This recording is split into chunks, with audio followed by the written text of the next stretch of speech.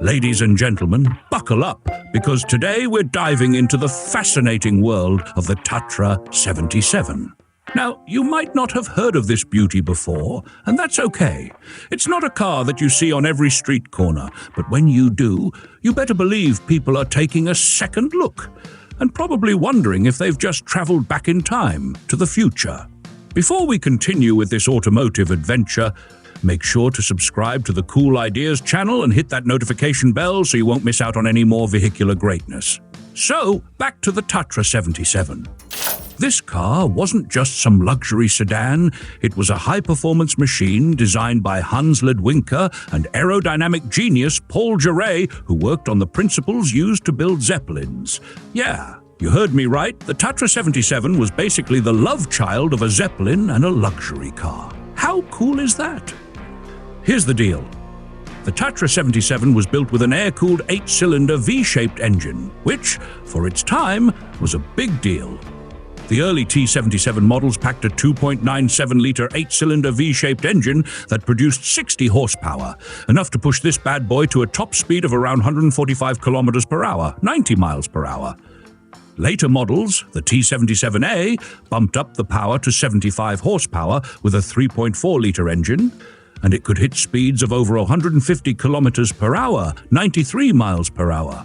Considering most cars back then were lucky to top 60 miles per hour, the Tatra 77 was, in a word, a rocket ship.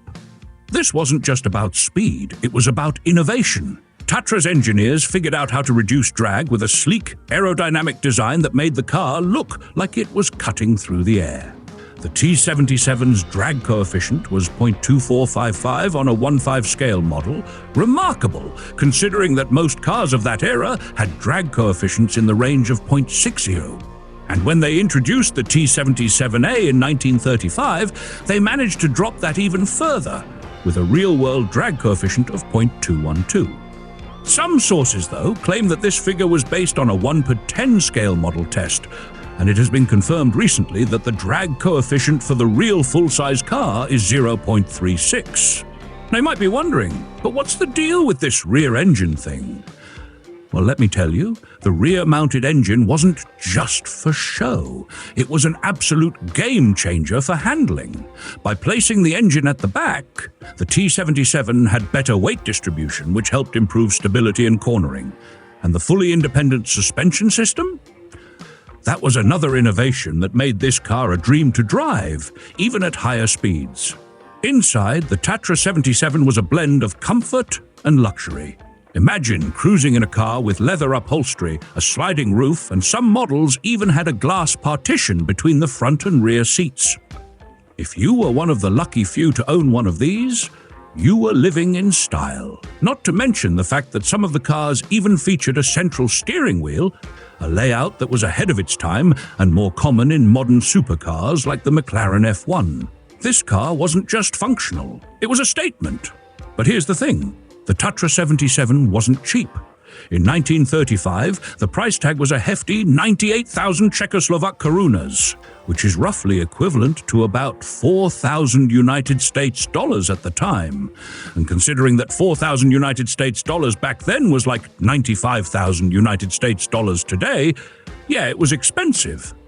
But when you're talking about a car that was essentially a futuristic spacecraft in a world full of traditional sedans, well, it kind of made sense. The Tatra 77's legacy didn't end with its production.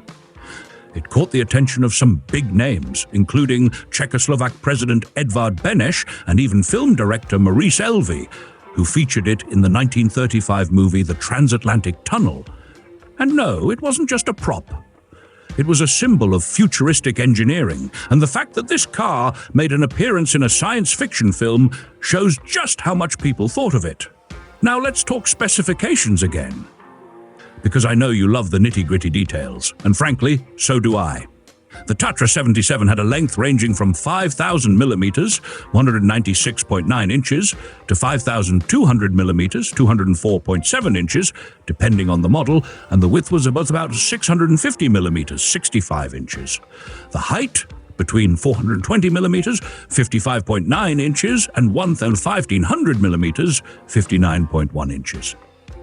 The later T-77A was slightly bigger at 5,300 millimeters, 208.7 inches, to 5,000 millimeters, 12.6 inches in length, and 1,660 millimeters, 65.4 inches in width.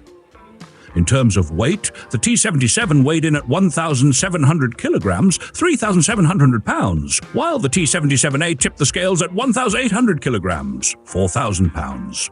Despite that heft, the car's advanced design and lightweight materials, such as magnesium alloy used in the engine and transmission, kept it surprisingly nimble.